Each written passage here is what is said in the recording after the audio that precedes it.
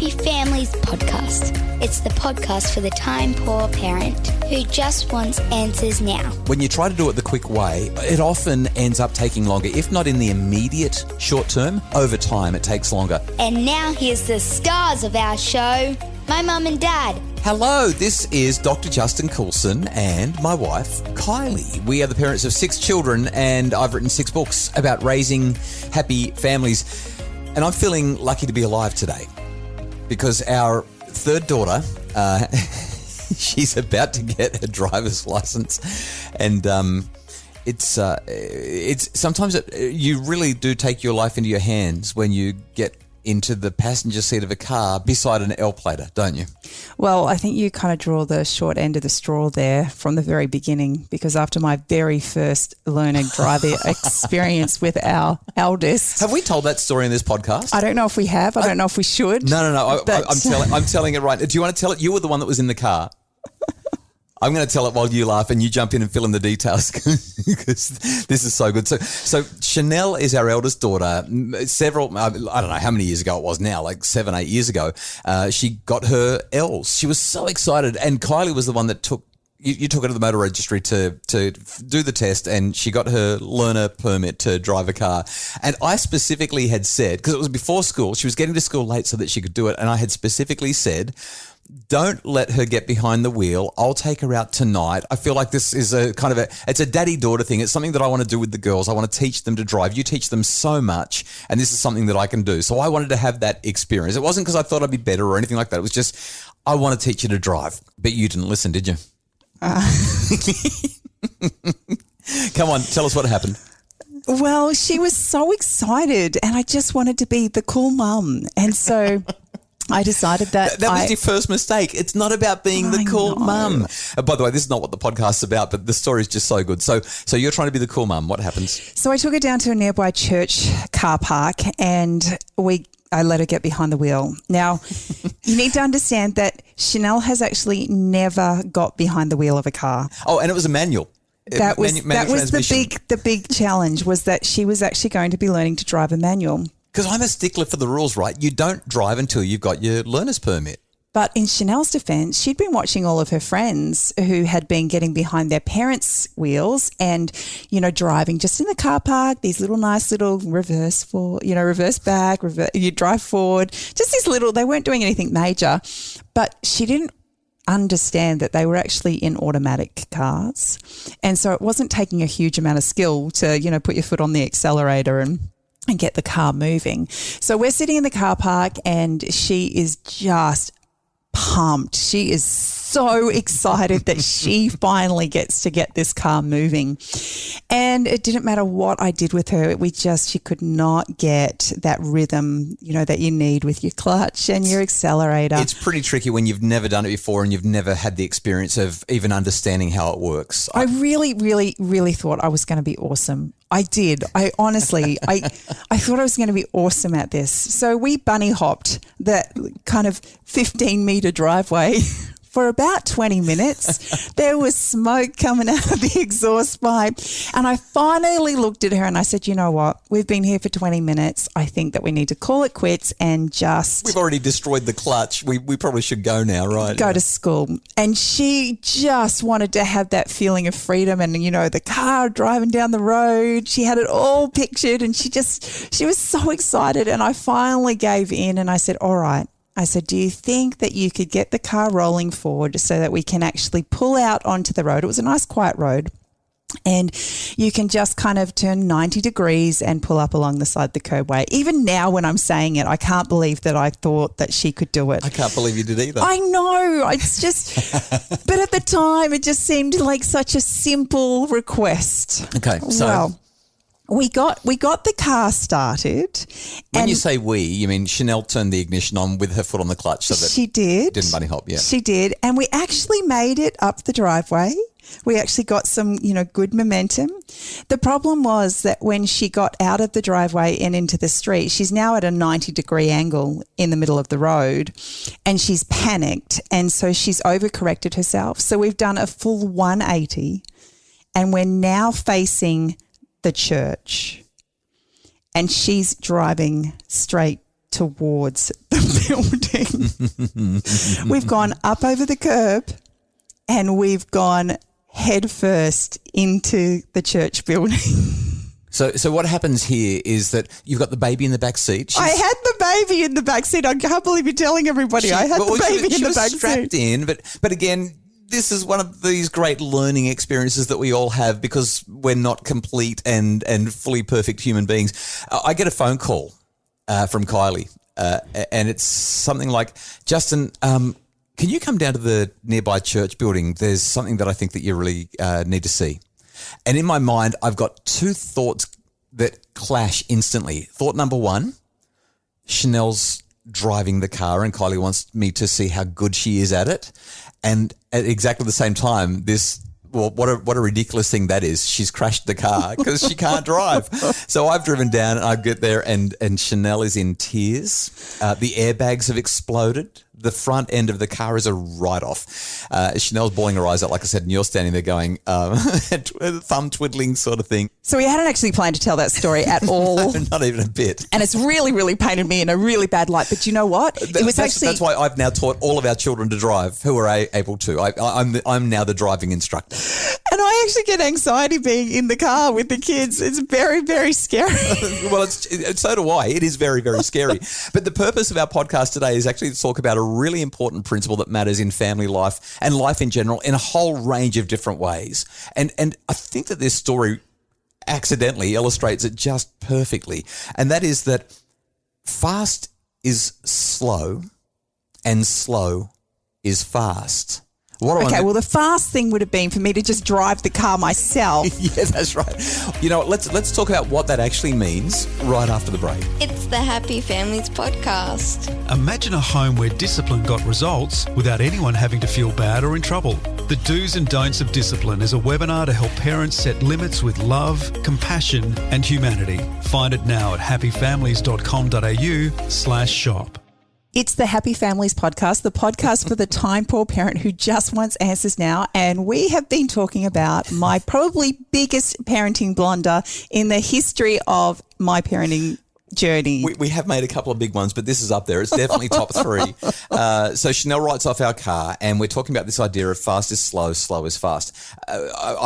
We got onto that because I've been teaching our third daughter she's about to get her P plates, and I don't quite think she's ready. But I thought that about our second one, and she got them as well. And mind you, I still get nervous when I get in the car with her. So the idea of fast is slow, slow is fast applies in so many different places. What happens when you try to do something too fast is you actually end up slowing the process down, especially when we're talking about something like teaching your children to survive in life, like to drive a car.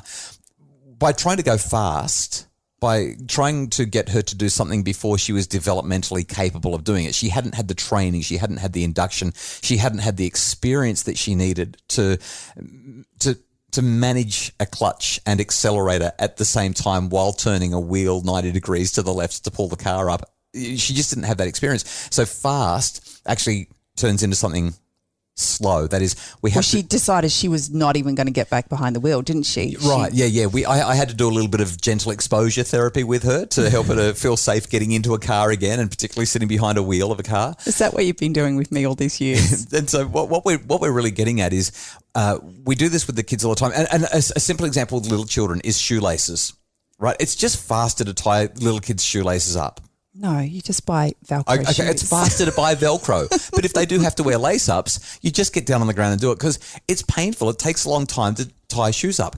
I don't know what the stats are, but I reckon back in the olden days when we were kids, we learnt to tie up our shoes probably by the age of 4.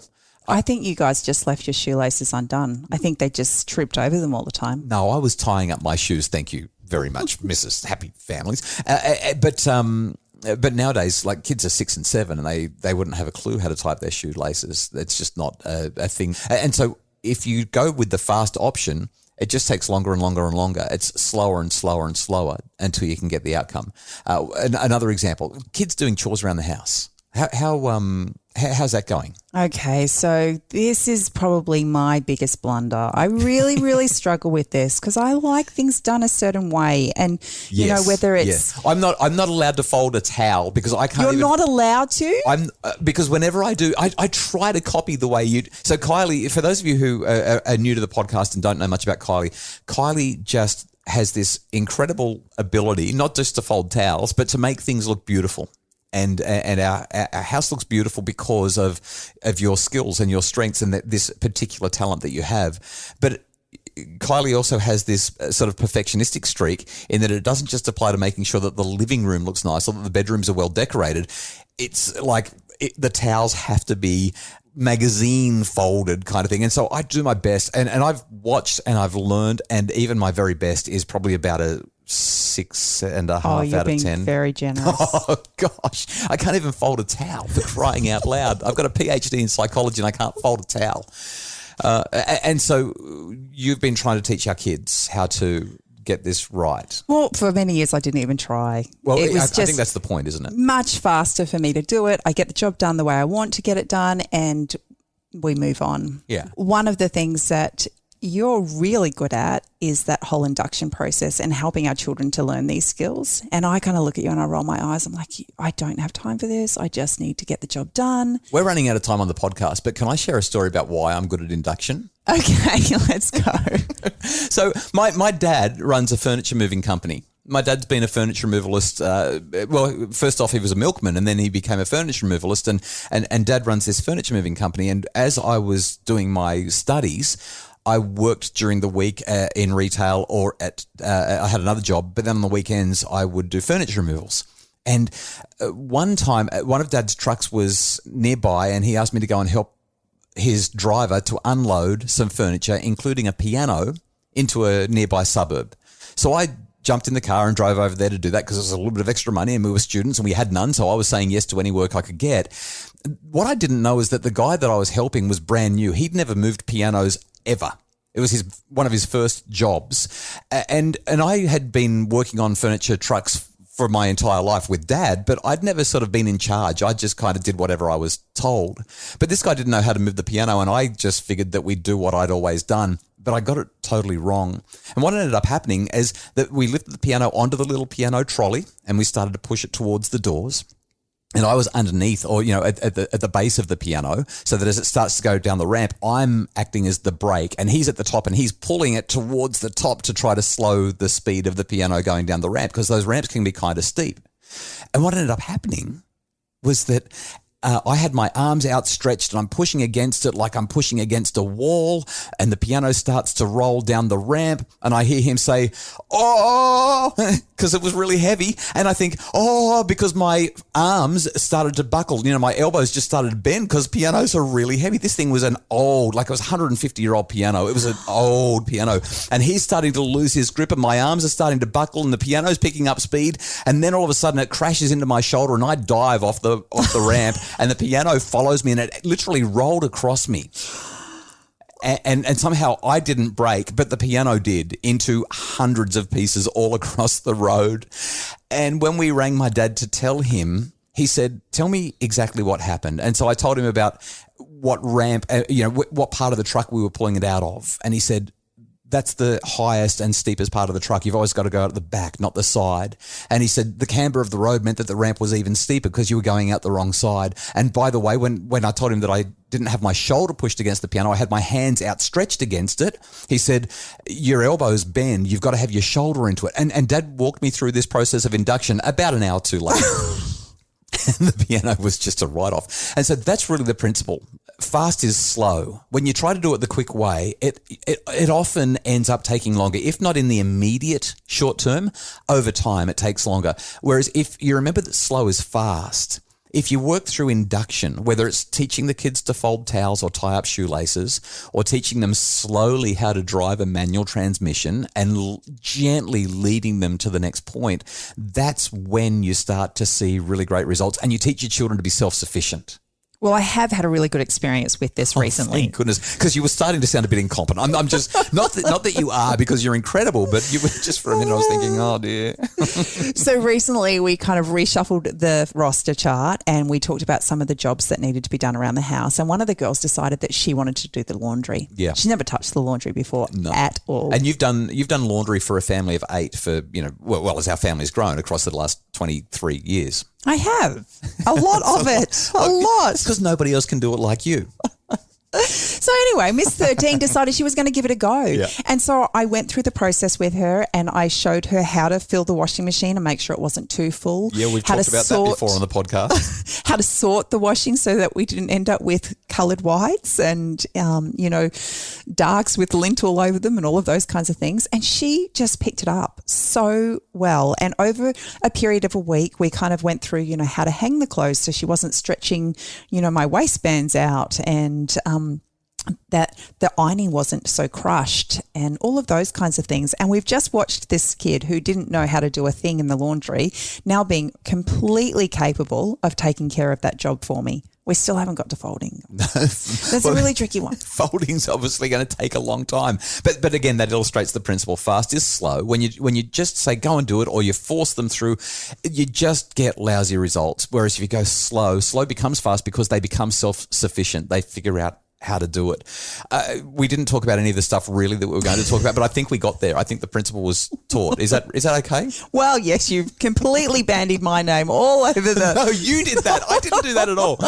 Anyway, look, thanks so much for listening to the Happy Families podcast. If you do enjoy the podcast, all you have to do is let everyone know about it. Share this episode. Just click the 3 dots on your podcast and share it with people that you think might enjoy it.